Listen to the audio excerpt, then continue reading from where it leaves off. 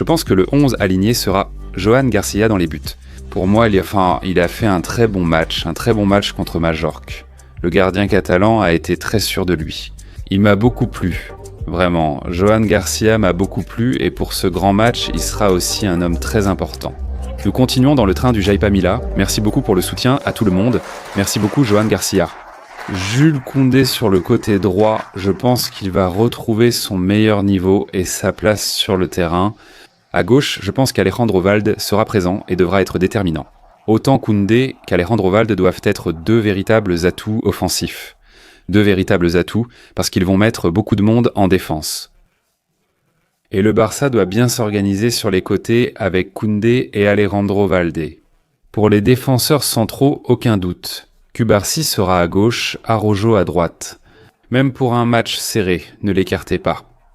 Et je vous dis une chose, pour un match aussi serré, avec du monde, avec beaucoup de monde.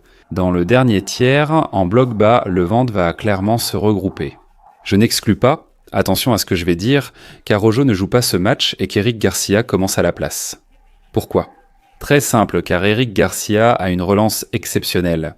Et pour un match où nous allons pratiquement jouer dans le camp adverse. Avoir un gars avec cette qualité dans la construction du jeu, je pense que ça te donne un avantage. Ça t'apporte un avantage qu'Araujo n'a pas dans ce domaine. Si tu adoptes un autre point de vue, avancer autant te rend aussi plus vulnérable derrière. Par conséquent, il se peut aussi que tu utilises Cubarsí pour ce que je viens de te dire, et qu'Araujo soit le correcteur, celui qui, si tu es Annecy. En cas de contre-attaque, la vitesse et la puissance de Ronald Araujo peuvent dérégler ce problème. Action potentiellement dangereuse de l'équipe Granota. Mais ce ne serait pas mal non plus, ce que je dis, qu'Eric Garcia soit titulaire. Pour freiner, enfin plus que freiner, pour avoir une meilleure construction.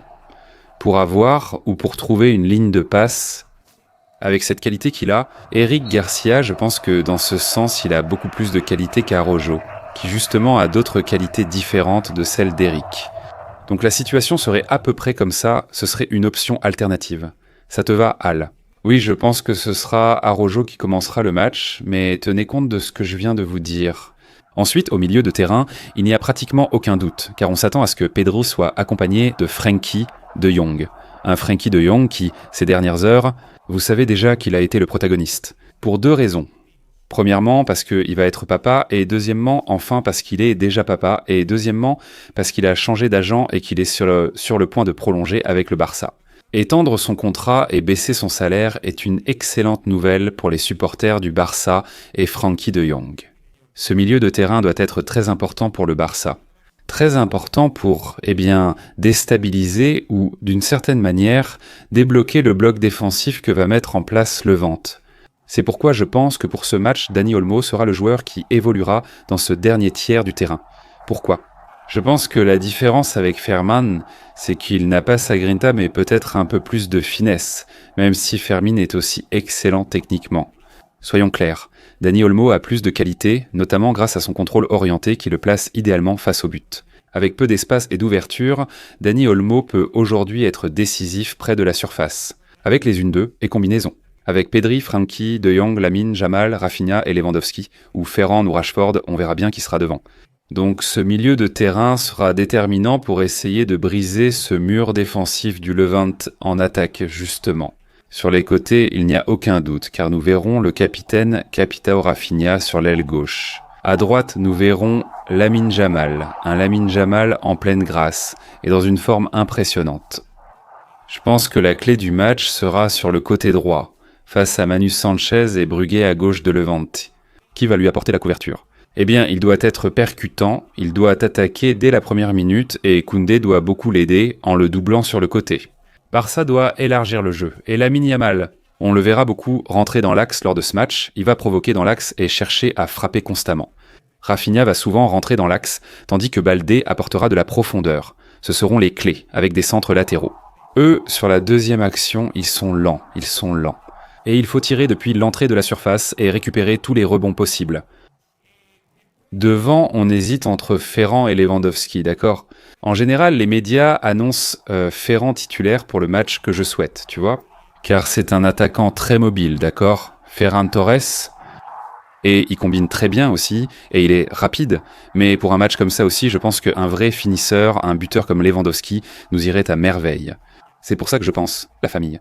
Je pense que pour ce match, après une semaine où il s'est déjà rétabli, je crois que la grande nouvelle sera le retour de Lewandowski dans le 11 titulaire. Je peux me tromper car je ne suis pas aux entraînements du Barça, mais je pense que Lewandowski va débuter ce match. Pour la seconde mi-temps, tu garderas les prochaines cartes que nous allons voir. Évidemment, Iñaki Peña sera là comme gardien remplaçant, on va le chercher maintenant, mais ce n'est pas vraiment nécessaire de le voir. Attention à la carte Eric Garcia, déjà évoquée et très importante.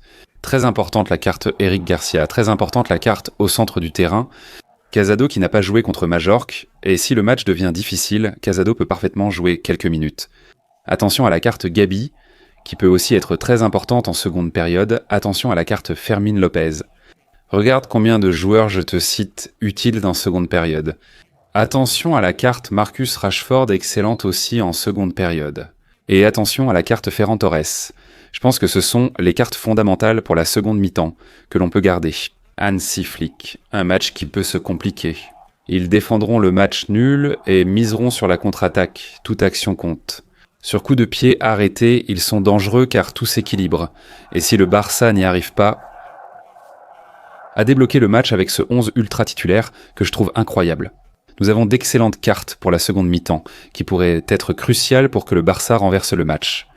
Voici les joueurs que je pense voir alignés. Dis-moi en commentaire lesquels tu choisis avant ce match. Quel 11 de départ et quel joueur clé pour ce match. Donc je pense que ça s'est très bien passé, vraiment très bien. Le tour d'horizon sur l'équipe possible du Barça et les changements en seconde période s'est très bien passé. Ils sont très bons, ils sont vraiment très bons et je pense qu'ils peuvent être fondamentaux pour le match. Il m'échappe peut-être aussi de voir Jofra Torrent sur le côté gauche. Il se peut qu'on voit Jofra quelques minutes également. Et on verra bien s'il y a d'autres changements. Christensen peut aussi jouer, mais bon, on verra. Je pense qu'on a largement l'équipe pour gagner le match. Famille, j'espère que ça va marcher. Dans cet avant-match, je vais faire mon pronostic, un pronostic qui peut-être est risqué, d'accord ? En se basant sur les statistiques actuelles, voyons si cela se confirme et ce que vous en pensez. Pour ce Levante-Barça, je pense qu'il va se passer les choses suivantes. Prenez note, prenez note pour voir si on a raison. Regardez, prenez note. Je vais dire que dans ce match, il va se passer certaines choses. Je vais prendre des risques, Je vais dire qu'il va y avoir au moins 4 buts, d'accord ? Ça fait beaucoup, mais je vais faire confiance à la bonne forme du Barça. On a marqué 3 buts contre Majorque et on a mis la pression. Et les dernières confrontations sur le terrain de Levante se sont terminées avec 5 buts et 6. Je prédis qu'il y aura au moins 4 buts dans le match, d'accord ? Au moins 4 buts. Je vais évidemment dire que le Barça va gagner. Je vais le dire aussi. Et la famille ? Vous croyez qu'Amine Jamal va encore marquer ? Ce serait fou, non ? Je trouve qu'il est en grande forme et il donne tout à chaque match. Moi, je pense que Amine Jamal va encore marquer. Je sais que ce match est très compliqué. Qu'est-ce que je raconte ? Bout d'Amine Jamal. Waouh, incroyable, Incroyable. Je sais que c'est compliqué. 4 buts, le Barça gagne et Amine marque. C'est dur, non ? C'est dur. Mais je pense que c'est tout à fait possible, Je pense que c'est possible. C'est tout à fait possible. On va voir si on a raison. Je te préviens qu'à une demi-heure du match, je te donnerai le score exact, le mien et celui d'Ira. Nous serons ici en direct, Ira et moi, pour te donner le 11 titulaire du Barça, celui de Levante et nos pronostics officiels du match.